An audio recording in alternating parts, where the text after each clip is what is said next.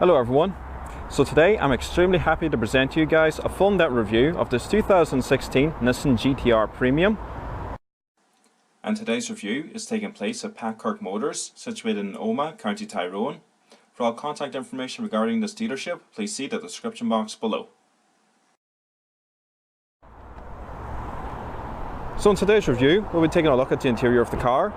I'll explain how the features work. Also start up, look at the engine, go over the performance data, and take a look around the exterior. So we're going to start with the exterior of the car first. We'll just go ahead and fire up the engine. So the GT-R has completely keyless access. So there's just a black button here on the door. Press that to unlock. And then you just push the door handle in, which is very similarly designed to that of an Aston Martin. And the door comes out.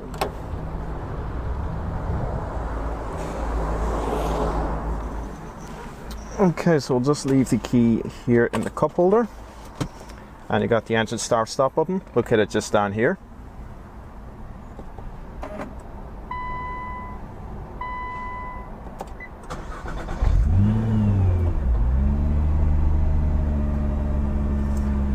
So let's power on the headlights, rear fog lamp, as well as the hazards. And both front windows in this car are fully automatic. This car is finished here in vibrant red. The R35 GT-R came out in 2007, and in 2011 it was updated to the model that we have here. Now this car no longer wears the Skyline name, however it is the successor to the Skyline R34 GT-R, and it belongs technically to the whole Skyline GT-R family. Now this car has the automatic LED headlights with the upgraded front bumper with the LED running daylights. And also coming into the center, we can find it has the iconic GT-R name, which is also found on the boot lid and the front wings. It also has these two vents located here on the bonnet just to help feed air as efficiently into the engine as possible to keep it cool. And also if we just look at the overall design and styling of the car, every single line and every single crease, even on the door mirrors, is designed to send air as efficiently around the body as possible towards that large rear spoiler for the maximum amount of downforce and grip. So the GT-R comes with these 20-inch alloy wheels manufactured by Rays. It has 4-wheel cross-drill ventilated steel disc brakes with Brembo brake calipers. Now the calipers are 6 pistons in the front with 4 pistons in the rear, and are also milled from a single piece of monoblock aluminium, so they're rigid and lightweight. And you also got, of course, the GT-R logo located there, and you also got this vent as well. So as well as making the GT-R more aerodynamic with all the curves and lines, when a car is driving along at high speed, air builds up underneath the wheel arch, and this creates turbulence and front end lift. So as you can probably see there, you got the vents, so the air passes through the vents, comes out here, and again is channeled down the side of the car.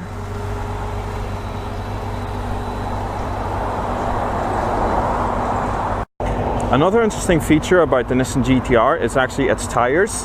They're filled with pure nitrogen, which allow for much more stable tyre pressure compared to normal atmospheric air.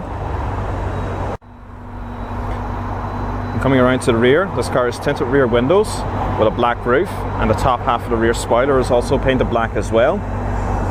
And you also got the quad taillights, as well as the very large signature quad exhausts. And as you can see, your LED rear fog light is located just there on the carbon fiber rear diffuser. Also have the reversing camera.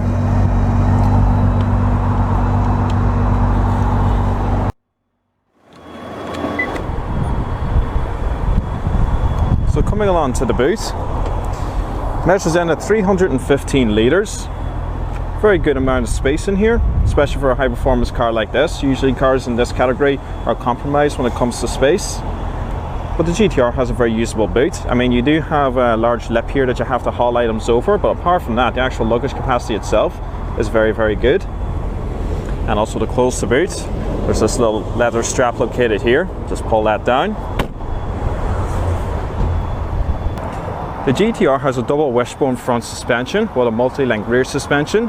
It also has aluminium arms front and rear. It also has a high-performance 1.5-way mechanical limited slip differential. Changes for the 2011 model year consisted of revised mapping on the engine, as well as changes to valve timing and larger inlets with a revised exhaust system. Other changes included a more rigid front strip bar made from carbon composite, as well as larger front brake rotors, new lighter and stiffer wheels with revised Dunlop tyres. Other changes included cosmetic changes, for example the new front bumper with the integrated LED running daylights. The new bumper also improves cooling to the radiator and front brakes while reducing drag. There's also a new carbon fibre rear diffuser which improves downforce. It also includes additional rear cooling ducts. So let's go ahead and hop inside.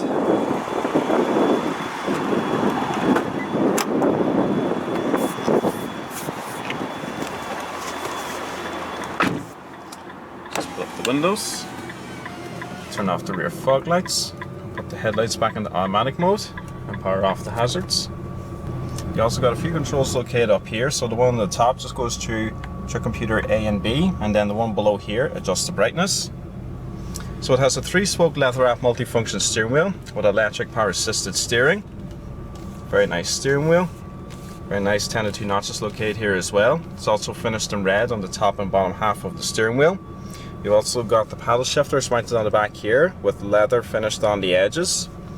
And also you got your standard multifunction controls for the radio and the Bluetooth and voice command on the left, as well as the cruise control off to the right. It also has automatic rain sensing windshield wipers. You also got your power folding mirror controls located over there as well.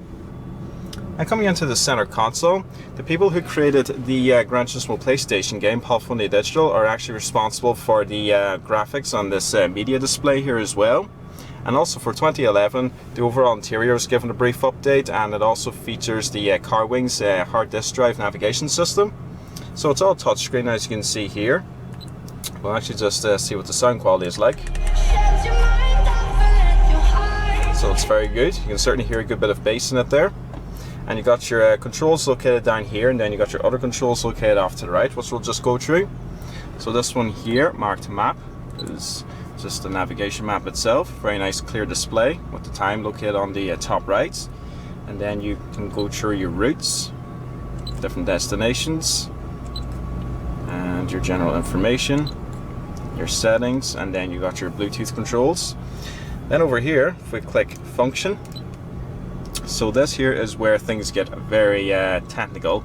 So you can actually use this little wheel here and turn it left and right, and you can go through so many different custom menus in this car, some of which I'm still trying to figure out myself actually. If I actually just go back to the last screen there, you got your boost gauge on the right, as you can see there, with your speedo right above it. And this screen here, you got your fuel range and a graph.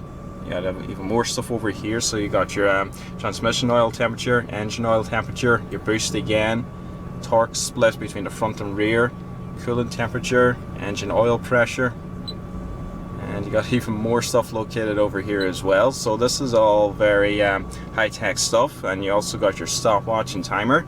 So if you're lapping this car around a racetrack, you'll probably pay attention to this stuff just to monitor your driving. But it is very, very nice and very nicely laid out as well.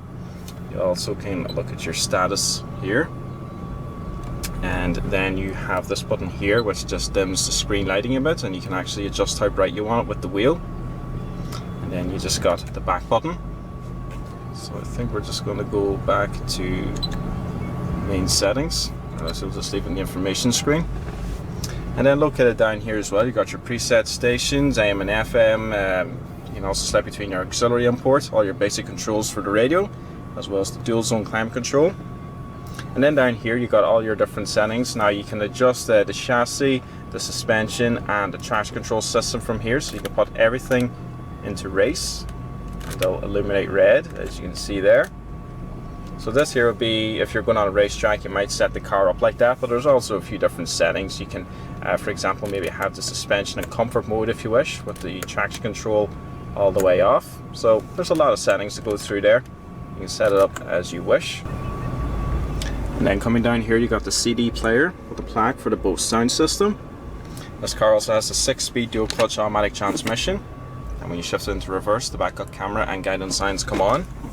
And then in drive you can change gears manually using the gear stick itself or the paddle shifters. And also down here you have the engine start stop button, and then situated around the shift boot itself is this very nice piece of leather with white stitching. You also got the same kind of thing going on with the handbrake lever itself, which is also perforated at the bottom. It also has 2 cup holders, as well as a leather center-mounted armrest with a shallow bit of storage. You also got a 12-volt power outlet located here and USB. And I must say, these Recaro seats are very, very comfortable. They hold you in nice and tight. You can certainly feel how firm they are, but they're also very soft and comfy as well. And I actually like the red going along the outside. You can have the interior in a few different colors, but this here is my personal favorite. As you can see, the Recaro logo itself is also finished in red. And then over here on the passenger side, you can see the leather continues from about here and it goes up and around, and you got your 2 vents, again with the white stitching and red door handles. The overall interior of the GTR is very simplistic and very easy to use. It's not overly complicated, and even this multimedia interface is very simple and easy to use as well. Everything is functional, driver focused, nothing is overly complicated. And also the door handles themselves is just this lever located here. You even got a little bit of storage located down here in this net.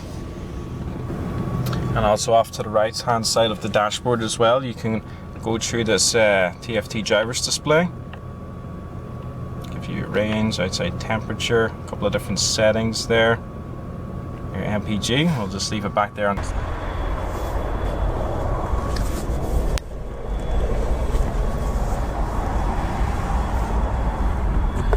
Okay, so as far as backseat space in the GTR, it's snug, I suppose is one way to describe it. My head is just about touching the rear window. If you can convince the passenger in this seat here to have their seat this much forward, you would have a decent amount of legroom, I suppose. It's good enough for a short distance journey. You probably wouldn't want to go anything above an hour, I'd say, in the back seat of this car, but you know, it's not the worst. Indeed, it's actually fairly decent compared to other cars in this class. You also got a rear cup holder back here, as well as these speakers for the Bose sound system.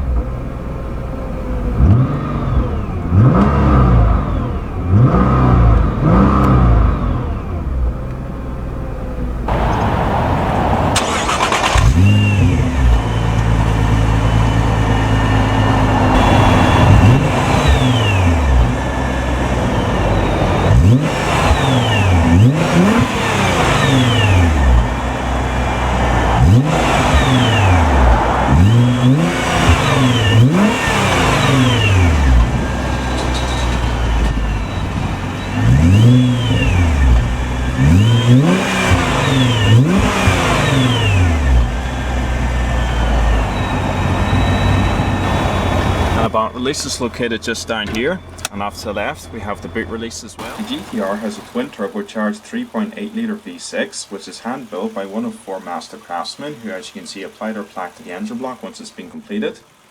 It produces 545 brake horsepower with a top speed of 196 miles per hour. It also puts out 466 foot-pounds of torque and is capable of 0 to 60 miles per hour in a staggering 2.6 seconds. It also does about 23 miles to the gallon, and the automatic gearbox will also rev match during the downshifts. Okay, so just before we finish up the review, there's actually one feature this car has that I nearly forgot. It has heated and cooled front seats. Now the switch is located just down there, so I missed it when I was getting into the car earlier. But it's also located in the same place for the passenger side. But I have to say, I have really enjoyed my day with the GTR. Unfortunately, I don't get to drive this car due to insurance reasons. It would have been amazing to drive the Nissan GTR, but anyway, I'm just very happy I got to review it. And to think this car was just under an hour away from my house. So I love it. I mean, the GTR, as I said, it's been around since 2007, and this car can hold on to pretty much any supercar going around a track. It might not be able to beat any supercar going around a track, but certainly going around the bends, this thing will grip and hold itself together. And just some of the, you know, cornering speeds, as I said earlier, just thinking achieve was mind-blowing. It just grips and grips. It's phenomenal. And even the overall interior of this car is nicely laid out. Everything's very simple, easy to use. So overall, I must say I just really love this thing. I especially like the way it looks outside. I really like the color combination. We got red and black inside and red and black outside. So we'll just grab the key fob here. As you can see, Unique design for the GTR, quite small in size, very lightweight. So we'll just head on outside.